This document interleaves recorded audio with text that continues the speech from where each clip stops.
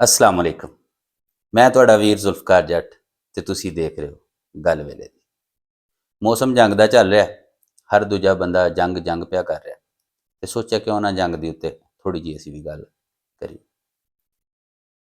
इस टाइम लोगों ने जंग नूं मजाक समझिया होया। हर पासे तूफाने बदतमीजी है। कोई लोग इन्हूं शुगल के तौर पर लै रहे हैं, तरह तरह की मीम्स बना रहे हैं। कोई कुछ कर रहा, कोई कुछ कर रहा। वो भुखे ने भुखे नूं मारिया, दोनों नूं गश पै गया। साडी दोनों हमसायां की कहानी है जी। पहलां असी गोरियां की गुलामी करते रहे, बाद दे विच जिवें भी छितरो छितरी हो के सानू अगर मुल्क लभ ही गए तो असी सामभना तो दूर की गल, वो की आंदे ने भुखे नूं खाण नूं लभ गया, वो पाटण वाला हो गया। साडी कहानी कुछ इस तरह की। मैं गल करना चाहांगा कि देखो, जंग कोई मजाक नहीं, जिन्हों तुसी मजाक समझते हो, मजाक नहीं। अगर ये देखना है तो जापान नूं देख लो, देखना है तुहाडे कोल अफगानिस्तान है, उन्होंने देख लो, लीबिया, शाम, इराक, और सब तो वड्डी मिसाल है इस टाइम फलस्तीन नूं देख लो। जंग जिहड़ी है इंसानियत खा जाती, जंग धरती बंजर कर जाती। जंग कोई सौखा लफ्ज़ नहीं।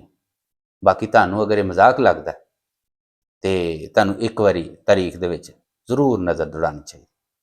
तो जे वाकई जंग करन दा मूड है ना, तो मेरी मनो ना, जंग कुछ इस तरह की करो जिवें जापान ने की।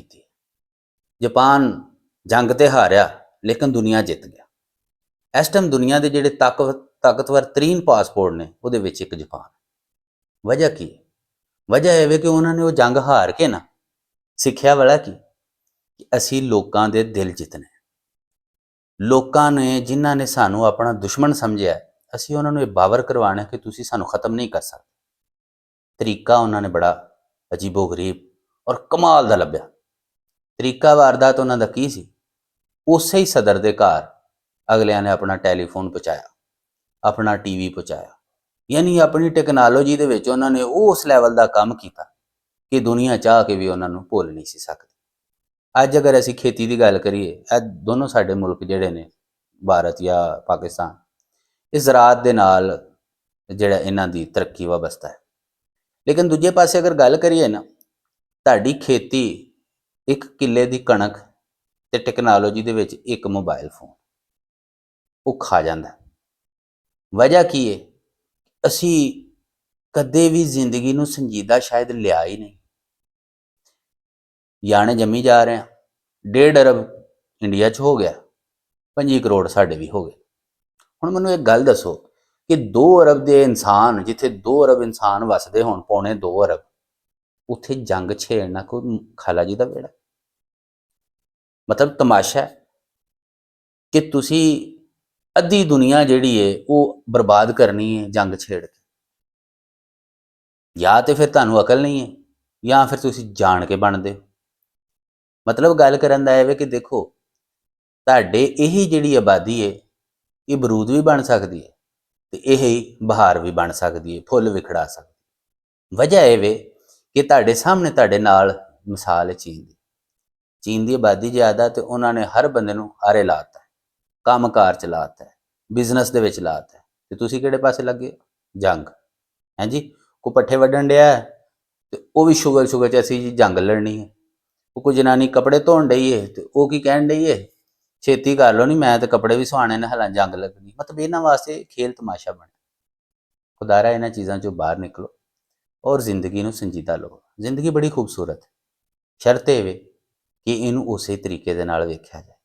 मैनूं गल याद आ गई कि वो एक मुंडा कहण डिया, कहंदा जी मेरा तो घर वाले ने विआह रखिया सी, मोदी साहब ने जंग रखती, लिहाजा मेरी गुजारिश ये है कि तुसीं विआह रखो, जंग नूं रहण दिओ। ये करन वाली शै नहीं है, क्योंकि अज ये कोई जंग ये नहीं है, यह जिहड़ा सानूं मिली नगमे सुना सुना के ये पुत्तर हटांदे नहीं विकदे, फलाना फलाना। ये जंग ने बड़े घर बर्बाद किए, कर बड़ियां मावां दियां गोदां उजड़ गईयां, बड़ियां बीवियां दे सुहाग उजड़ गए, बड़े बच्चों के प्यो सिर तो टुर गए, यतीम हो गए। और यतीमी की जिंदगी जिस तरह उन्होंने गुजारी, ये वो ही दस सकते हैं, उस तकलीफ नूं वो ही महसूस कर सकते हैं। और इस वास्ते खुदारा ये कोई मजाक नहीं है। जंग जंग ही होंदी है, ये जिधरों जिधरों की लंघदी है ना, तबाही फेर देंदी। ਉਸ ਧਰਤੀ ਨੂੰ ਸੁੰਝਾਂ ਕਰ ਦਿੰਦੀ। ਕਈ ਕਈ ਸਾਲ ਤੱਕ ਉਸ ਧਰਤੀ ਦੇ ਉੱਤੇ ਫਸਲ ਨਹੀਂ ਹੁੰਦੀ।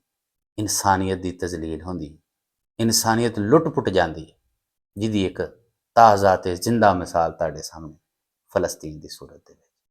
ਬਲਕਿ ਗੁਜ਼ਾਰਿਸ਼ ਇਹ ਹੀ ਹੈ ਕਿ ਜੰਗ ਅਗਰ ਕਰਨੀ ਹੈ ਨਾ, ਜੇ ਤੁਹਾਡਾ ਦਿਲ ਕਰਦਾ ਕਿ ਅਸੀਂ ਮੁਕਾਬਲਾ ਕਰੀਏ, ਤੇ ਮੁਕਾਬਲਾ ਕਿਸੇ ਚੰਗੇ ਕੰਮ 'ਚ ਕਰੋ। ਆਪਣੇ ਮੁਲਕਾਂ ਦੀ ਮਈਸ਼ਤ ਨੂੰ ਬਿਹਤਰ ਕਰਨ ਵਾਸਤੇ ਕਰੋ, ਆਪਣੇ ਮੁਲਕਾਂ ਦੀ ਤਰੱਕੀ ਵਾਸਤੇ ਮੁਕਾਬਲਾ ਕਰੋ। ਤਾਲੀਮ ਦੇ ਵਿੱਚ, ਟੈਕਨੋਲੋਜੀ ਦੇ ਵਿੱਚ, ਜ਼ਰਾਅਤ ਦੇ ਵਿੱਚ, ਲਾਈਵ ਸਟਾਕ ਦੇ ਵਿੱਚ, ਫਿਰ IT ਦੇ ਵਿੱਚ, ਯਾਨੀ ਦੁਨੀਆ ਦੀ ਜਿਹੜੀ ਵੀ ਚੀਜ਼ ਜਿਹਦੇ ਉੱਤੇ ਤਹਿਕੀਕ ਹੋ ਸਕਦੀ ਉਹਦੇ ਵਿੱਚ ਮੁਕਾਬਲਾ ਕਰੋ। ਜੰਗ ਐਸ ਰੁੱਖ ਦੀ ਰੱਖ ਲਓ ਤਾਂ ਜੇ ਇਨਸਾਨੀਅਤ ਦਾ ਫਾਇਦਾ ਤੇ ਹੋਏ। ਇਹ ਕਿਹੜੀ ਜੰਗ ਹੈ? ਇਹ ਤੇ ਸੂਰਾਂ ਦਾ ਘੋਲ ਹੈ। ਸੂਰ ਜਿੱਧਰੋਂ ਦੀ ਲੰਘਦੇ ਨੇ ਫਸਲ ਤਬਾਹ ਕਰਦੇ ਜਾਂਦੇ। ਸਾਨੂੰ ਇਸ ਤਰ੍ਹਾਂ ਦੀ ਜੰਗ ਨਹੀਂ ਚਾਹੀਦੀ।